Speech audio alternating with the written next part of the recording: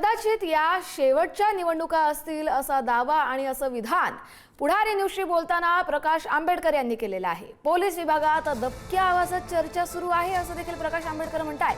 Police विभागात अशी चर्चा सुरू असल्यानं लोक चिंतेत आहेत। महापालिका निवडणुकीमध्ये कुणालाही स्पष्ट बहुमत मिळणार नाही असा देखील मोठा दावा प्रकाश आंबेडकर यांनी केलाय।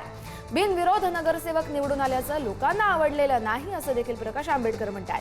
पुढारी न्यूजशी बोलताना त्यांनी हा मोठा दावा केलाय।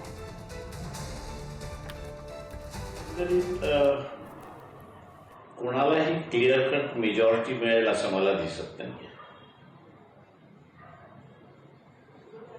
आणि एका बाजूला दुसऱ्या बाजूला जे आहे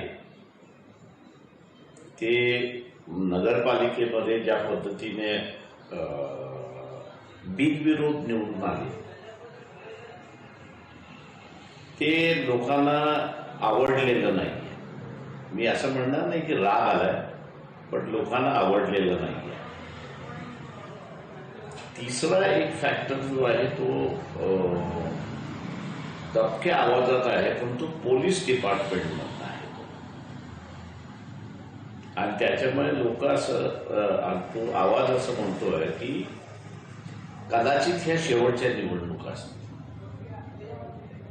आणि पोलीस खात्यातून तो येत असल्यामुळे लोक बऱ्याच मोठ्या प्रमाणात चिंतित आहेत असं मला दिसतंय